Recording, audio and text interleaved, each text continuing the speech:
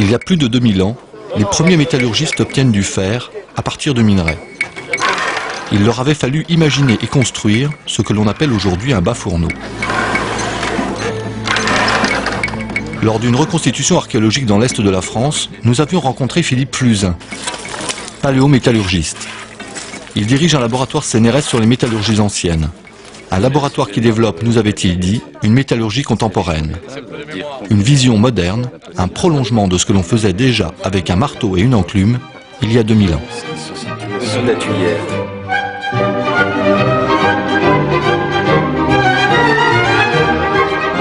Cela nous avait intrigués.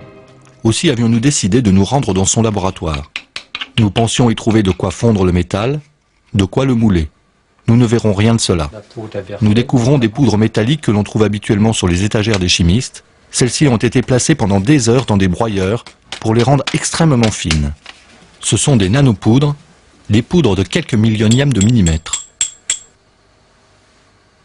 Le métal est reconstitué sous une presse. 13 tonnes sont appliquées sur quelques grammes de poudre de métal. Ici, on l'agglomère, là où ailleurs on l'aurait coulé. En quelques heures, l'alchimie s'opère. Résultat, une petite galette de métal. Ensuite, j'enlève le cuivre.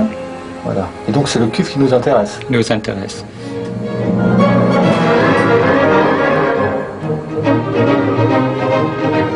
Donc ça, c'est un métal. C'est le cuivre qui était poudreux, qui est devenu donc métallique. Il y avait une poudre qui était ici, du cuivre en poudre que nous avons comprimé en pastille. Cette pastille, c'est du vrai métal. C'est du métal, oui. Du métal et des poudres comprimées ensemble, c'est aggloméré par compression. Mais c'est sous forme donc de grains compris qui sont agglomérés par compression.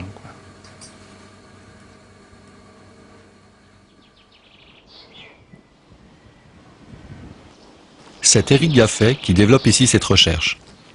Lui n'est pas du tout archéologue, mais spécialiste de ces poudres très fines qui feront peut-être les métaux de demain. Spécialiste aussi de ces broyeurs très particuliers qui permettent de les obtenir.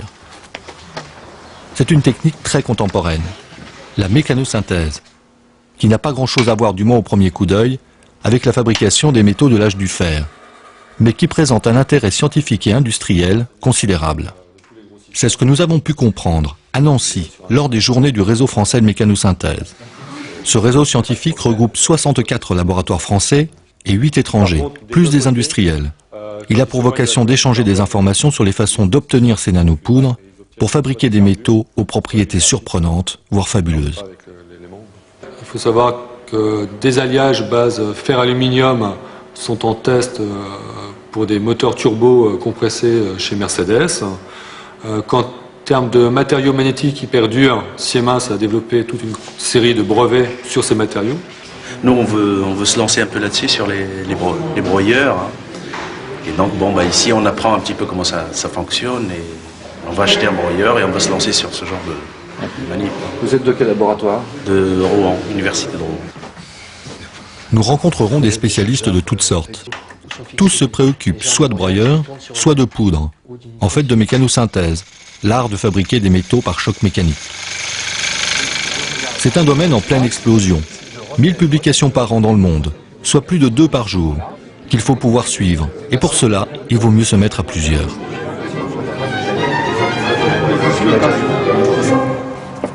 C'est près de Nancy que nous retrouvons Philippe Fluzin.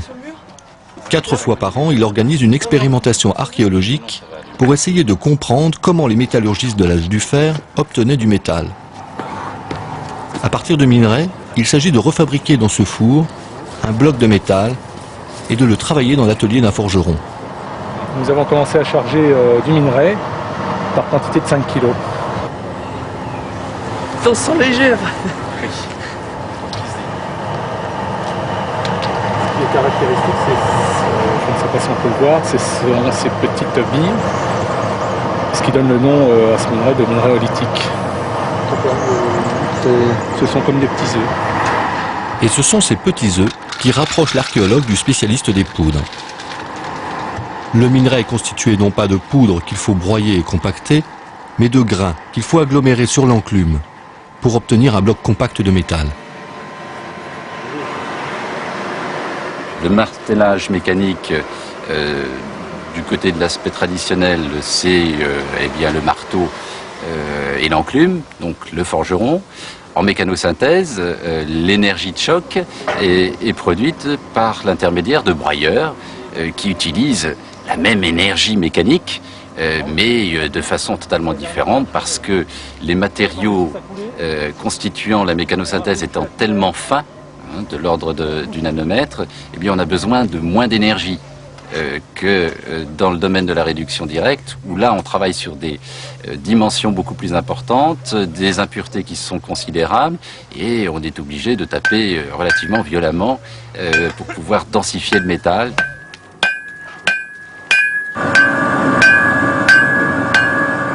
Pour faire des nanopoudres, on a besoin d'un broyeur planétaire, qu'on verra tout à l'heure.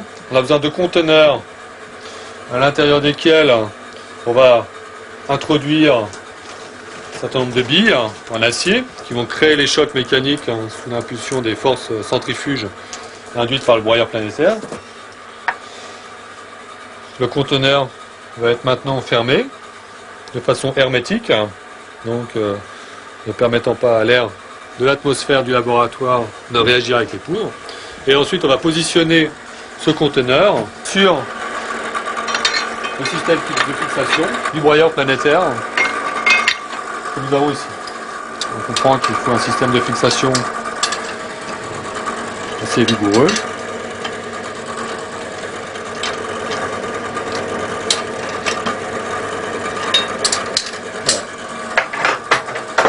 Donc si on décrit le principe d'un broyeur planétaire, nous avons des portes conteneurs ici qui vont tourner sur eux-mêmes. Ces porte-conteneurs sont fixés à un plateau qui va lui-même tourner de façon indépendante. La vitesse, la rotation des jarres sur elles-mêmes vont introduire une fréquence de choc, et la rotation du plateau, du grand plateau sur lui-même, va conduire à une énergie de choc. C'est ce que nous allons voir maintenant. Nous allons pouvoir mettre en évidence une vitesse de rotation des jarres, puis nous allons mettre en route la rotation du plateau lui-même. Ici nous avons des vitesses de rotation du plateau de 250 tours par minute, avec une rotation des conteneurs sur eux-mêmes de 250 tours.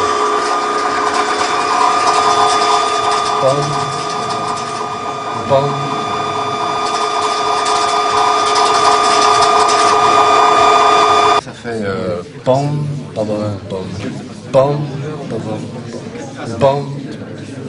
On pourra l'écouter tout à l'heure. Donc vous avez deux effets très forts de broyage qui sont friction. Et donc Ça broie, ça pulvérise plus exactement, et ça choque. En fait ça broie et ça pulvérise par le mouvement de choc.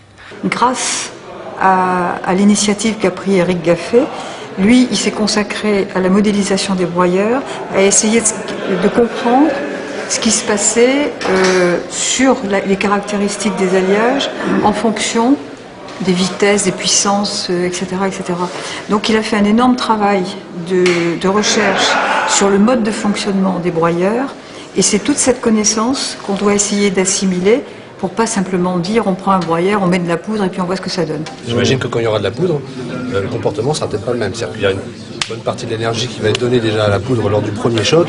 Je ne sais pas ce que ça va donner sur les chocs suivants. Je ne sais pas si on va retrouver cette même séquence de...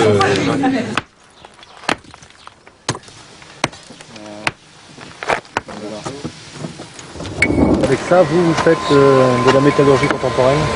Ah, tout à fait. C'est vrai que on a d'une part pu rétablir l'ensemble de la chaîne opératoire et d'autre part mise en évidence un certain nombre de phénomènes structuraux un peu particuliers qui n'avaient pas été observés jusqu'à présent, tels que le maclage de la ferrite alpha, pour parler un peu scientifique dans cet univers un peu empirique. Explorer une technique ancienne permet donc de faire des découvertes.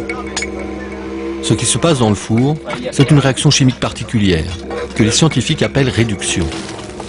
Le minerai contient des oxydes de fer qui, une fois mélangés à du charbon de bois et chauffés, se transforment en métal. En fait, le minerai s'est transformé en une sorte d'éponge métallique pleine d'impuretés, formée de grains de métal plus ou moins gros et plutôt mal assemblés. L'important, pour les archéologues présents, c'est de pouvoir comparer avec les vestiges archéologiques. Pour le métallurgiste, c'est d'observer pas à pas la structure du métal fabriqué. Ici, comme en mécanosynthèse, on ne verra pas de métal liquide, ce que nous aurions vu dans n'importe quel haut fourneau. Il faut redécouvrir cette méthode-là, la pratiquer et surtout l'expliquer. On ne peut plus concevoir le chercheur du XXe et du XXIe siècle comme quelqu'un d'isolé dans son laboratoire. Le travail de recherche d'aujourd'hui est un travail d'équipe, un travail de réseau. Dans notre cas, compte tenu de l'aspect un peu particulier des matériaux qu'on étudie, de la métallurgie qui est notre réalité, on va au-delà. En fait, comme l'on s'intéresse à la fois au passé, au présent et aux matériaux de demain, on a des collaborations transdisciplinaires. C'est pour cela que vous trouverez aujourd'hui des collaborations avec des archéologues, des historiens, bon, certes des métallurgistes, des forgerons, des physico-chimistes. Et dans le cas d'Éric Gaffet, je dirais la collaboration au niveau du réseau français de mécanosynthèse intègre là aussi des métallurgistes, des chimistes, des physico-chimistes, des physiciens. Il n'y a pas un matériau où on peut créer vraiment un trou au centre qui serait visible expérimentalement. Ben, c'est ce qu'on m'avait dit. C'est très curieux ce que vous dites là. On m'a dit, quand tu fais ton cuivre, tu vas retrouver au centre une boule vide. Manque de peau, c'est pas une boule vide, c'est une boule pleine qui a fondu. Une boule pleine qui a fondu. De ces physico-chimistes présents à Nancy, il y en a un, Michel Gasnier, qui pratique comme les archéologues une réduction d'oxyde. Ce ne sera pas à partir de fer, mais de cuivre. Et pour lui, modernité oblige, le minerai est remplacé par des poudres. Et le four est à micro-ondes. Et nous allons voir, au moment je laisse planer le suspense. Ah, ça y est. Ah voilà. Alors si vous voulez le décrire, il commence à apparaître des points brillants. Et le mélange va devenir rouge dans quelques instants. Vous êtes prêts? Tu arrêtes, Alain? Chaque fois que nous prenons un oxyde, nous avons une énigme. Nous ne savons pas a priori, quand nous prenons un oxyde, s'il va se réduire ou s'oxyder. Alors sa couleur, elle est bleu acier. C'est incompréhensible. Et je ne comprends pas ce qui a pu se passer, parce que en plus, ce cuivre est très très dur. Vous voyez, j'ai beaucoup de mal à retirer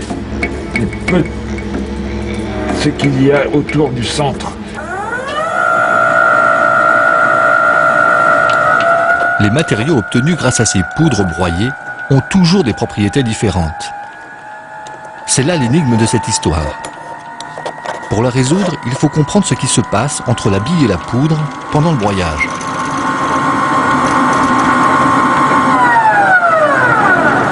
Un chercheur d'Orsay, Henri Svark, a imaginé un dispositif pour voir à l'intérieur du broyeur.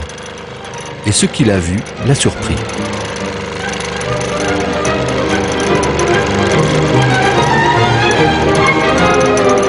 J'ai utilisé simplement un mélangeur de laboratoire et j'ai fait monter par la mécanique un système avec quelques cuves en acier.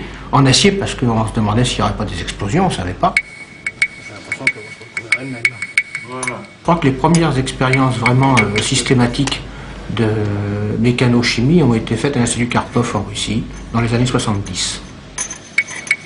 Voilà. On était démarré comme ça. La manip consistait à prendre, autant que je me rappelle, de l'oxyde de plomb et du magnésium, Donc des poudres, hein, de les mettre dans un mortier à billes, de secouer énergiquement, et au bout d'un moment, il y avait une explosion, et on retrouvait de la magnésie, et les billes à l'intérieur étaient recouvertes de plomb. Et ça uniquement sous l'effet des contraintes mécaniques.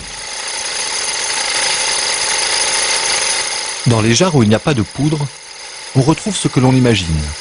Les billes se cognent avec une extrême violence. On s'attend à ce qu'une poudre placée là soit pulvérisée. Et pourtant, il n'en est rien. Les billes semblent caresser la poudre dans un mouvement très doux. Et curieusement, les réactions chimiques ont tout de même lieu. Henri Svark a recueilli de cette façon des produits qu'il est impossible d'obtenir autrement qu'en appliquant des pressions extrêmement fortes sur les matériaux. Et ces pressions-là, on a bien du mal à les voir. On n'imagine pas qu'un tel frottement, un tel mouvement puisse engendrer des pressions aussi élevées. Donc il y a quelque chose de relativement mystérieux là-dedans.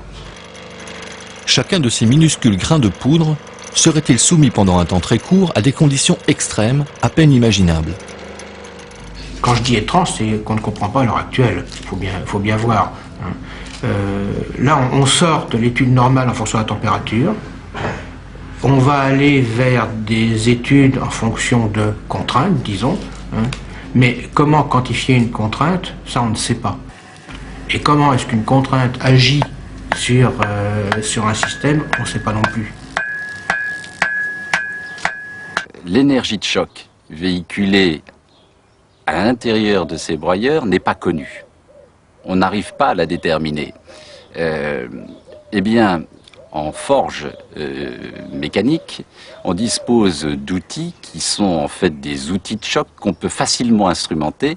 Et on a dans l'objectif de réaliser à Sévenant, à Belfort, un instrument de choc instrumenté du même style que celui qui représente finalement un marteau et une enclume, si ce n'est que ça sera vertical. Et on pourra véritablement mesurer le choc et l'énergie de choc et son incidence sur le matériau. Et cela, ça concerne aussi bien l'élaboration par épuration que l'élaboration par mécanosynthèse, parce que ça nous permettra en quelque sorte d'étalonner l'énergie de choc véhiculée à travers les broyeurs destinés à élaborer les matériaux par mécanosynthèse. 415, c'est la 7e chaude, c'est ça? La 8e, si on compte les guillemets de... Oui, moi je compte la 7e chaude, enfin 7,5 si tu veux. Donc 2,415.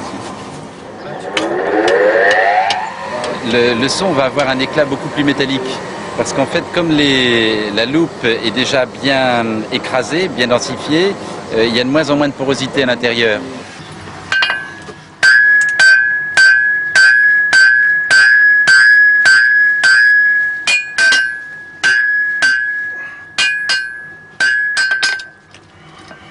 Je vais essayer de vous rappeler des choses.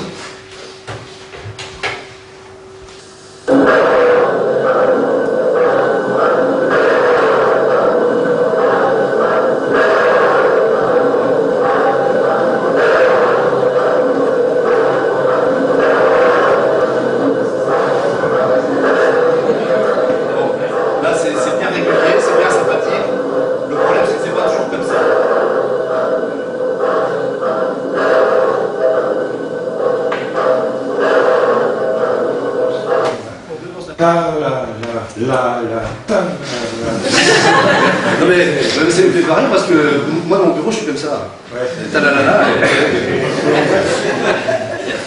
Ce sont des nouvelles métallurgies ou c'est une nouvelle façon d'en faire? Les deux. C'est une nouvelle façon d'en faire, assurément. Je crois que la démonstration en est faite. C'est aussi une nouvelle métallurgie. En mécanosynthèse, je dirais, des broyeurs qui sont peu onéreux permettent d'élaborer des matériaux de très haute qualité. En réduction directe, donc qui correspond à ce qu'on a vu, effectivement on favorise l'agglomération des petits globules de métal. On peut même leur donner, suivant la façon dont on martèle et dont on va utiliser un certain nombre de traitements thermiques, des propriétés mécaniques spécifiques.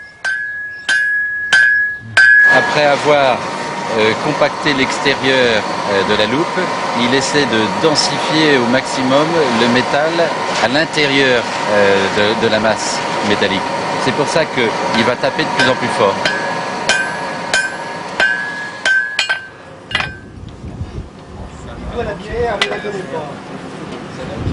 Bah, ça commençait bien, donc elle a bien brûlé au départ, donc elle s'est bien agglomérée. Puis là, moi, elle travaille bien, on sent bien que c'est de plus en plus dur. C'est de plus en plus du métal. Là. Ah oui. Alors, si on a bien compris comment on a obtenu ce bloc de métal, on comprend comment est fait celui-ci qui a des propriétés étonnantes. C'est un ensemble de grains collés entre eux. Mais ceux-ci ont été rendus petits, très petits, jusqu'à obtenir une sorte de grain de riz à peine plus grand que quelques atomes. On travaille sur des dimensions très très faibles, c'est-à-dire qu'on dépose une monocouche de 2 angstroms à peu près, du fer.